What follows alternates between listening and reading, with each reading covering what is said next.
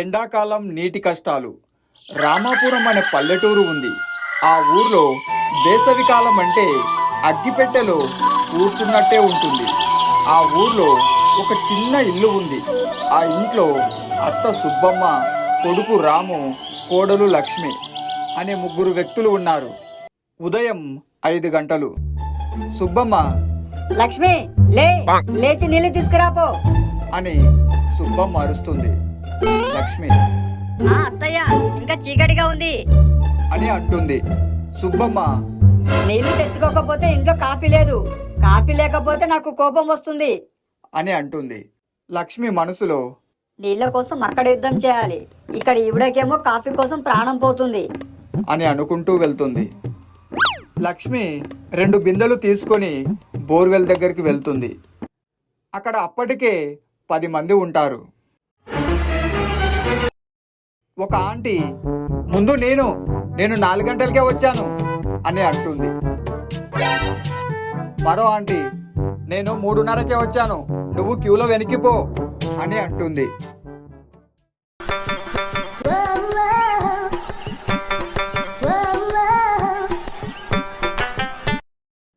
లక్ష్మి, అయ్యో దేవుడా, నీళ్ల కంటే గొడవలే ఎక్కువగా ఉన్నాయి. అంతకుముందే ఒక అమ్మాయి అక్కడే బిందె పెట్టి వెళ్ళిపోయింది.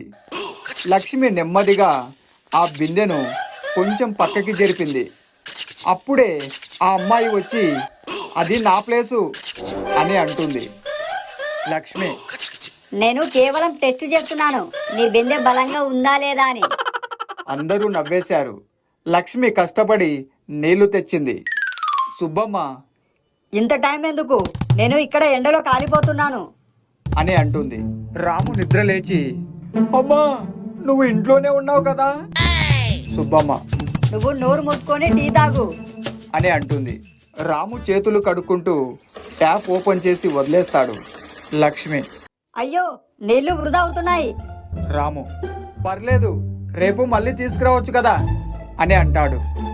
లక్ష్మి కోపంగా రాము వైపు చూస్తుంది. ఒకరోజు బోర్వెల్ పూర్తిగా ఎండిపోయింది. అందరూ షాక్.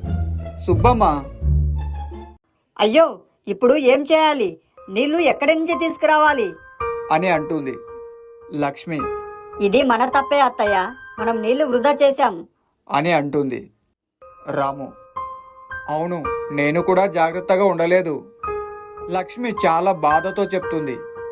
రోజు నేను కిలోమీటర్లు నడిచి నీళ్లు తెచ్చాను, కానీ మనం వాటిని విలువ లేకుండా వాడేశాం. సుబ్బమ్మ కాస్త మెల్లగా, నువ్వు నిజమే చెప్పావమ్మా, నేను కూడా అర్థం చేసుకోలేదు. రాము, ఇప్పటి నుంచి ఒక చుక్క నీళ్లు కూడా వృధా చేయకూడదు అని ముగ్గురు కలిసి ప్లాన్ వేసుకున్నారు. ఇంట్లో బకెట్తోనే స్నానం, ట్యాప్ ఓపెన్ చేసి వదలడం లేదు.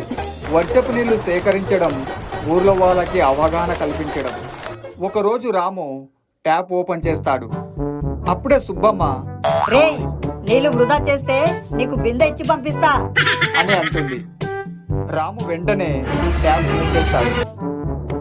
అమ్మా, నేనే నీళ్లకు గౌరవం ఇస్తున్నాను. కొన్ని రోజులకి వర్షం పడింది. అందరూ ఆనందంగా ఉన్నారు. బోర్వెల్కి నీళ్లు కూడా వచ్చాయి. లక్ష్మి, ఇది ప్రకృతి మనకు ఇచ్చిన రెండో ఛాన్సు.